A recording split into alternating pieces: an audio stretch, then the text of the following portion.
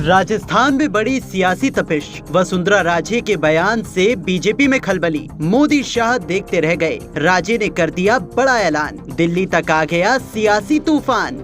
क्या वसुंधरा राजे अब बीजेपी में नहीं रहेंगी? क्या वो राजनीति से संन्यास लेने वाली हैं? आखिर क्यों बढ़ा दिल्ली तक सियासी पारा, जिसे देखकर अशोक गहलोत भी हो गए परेशान।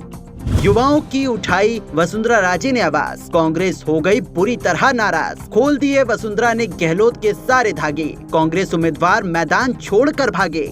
वसुंधरा राजे ने एक बार फिर ऐसा बयान दे दिया जिसके बाद दिल्ली तक सियासी तूफान खड़ा हो गया है। अशोक गहलोत जो सोच भी नहीं सके उसे वसुंधरा राजे ने भरे मन से कह दिया, जिसे देखकर मोदी शाह भी परेशान हो गए। राजस्थान के रण में बीजेपी का सबसे प्रमुख चेहरा वसुंधरा राजे ने अब पार्टी छोड़ने के संकेत दे दिए हैं, जिसके बाद राजस्थान से लेकर दिल्ली तक बीजेपी खेमे में खलबली मच गई है। सीपी जोशी देखते रह गए। वसुंधरा ने मंच से ऐसी बात बोल दी कि लाखों लोगों ने वसुंधरा को जिताने की कसम खा ली है। इतना ही नहीं, इस दौरान वसुंधरा राजे ने कांग्रेस को भी ऐसा करारा हमला बोला कि अशोक गहलोत के पसीने छूट गए हैं, जिसके बारे में आगे बताएंगे। लेकिन उससे पहले वसुंधरा राजे के उस बयान को जान लेते हैं जिसने सियासी हलचल दिल्ली तक मचा दी है। मीडिया रिपोर्ट्स की माने तो इन दिनों राजस्थान के रण में जोरों शोरों पर चुनावी प्रचार जारी है। पूर्व मुख्यमंत्री वसुंधरा राजे को सीएम फेस के तौर पर देखा जा रहा है, लेकिन हाल ही में राजे ने झालेवाड़ में राजनीति छोड़ने का संकेत देकर चौंका दिया है।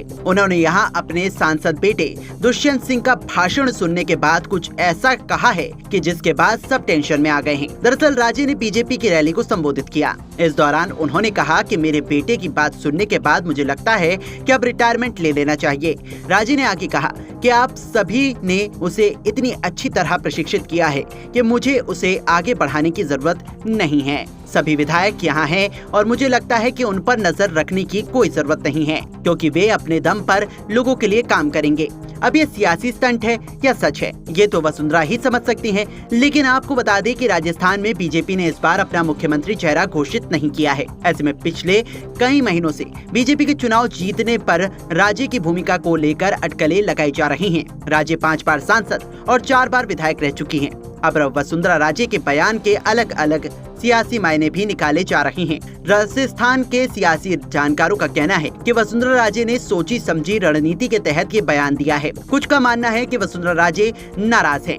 हालांकि ये भी बताई जा रही है वजह कि बीजेपी ने इस बार वसुंधरा राजे के कट्टर समर्थकों को टिकट नहीं दिया है, जैसे पूर्व मंत्री राजपाल सिंह शेखावत, यूनुस खान और कृष्णेंद्र गौर दीपा, जिनको बीजेपी आलाकमान ने टिकट नहीं दिया है, जिसके चलते वो नाराज बताई जा रही हैं। अब ये बयान दबाव के लिए है या नहीं, ये तो वसुंधरा ही समझ सकती हैं। लेकिन उनके बयान ने सबको हैरान जरूर कर दिया है। वही बयान के साथ साथ वसुंधरा राजे ने कांग्रेस का सिर दर्द भी बढ़ा दिया है।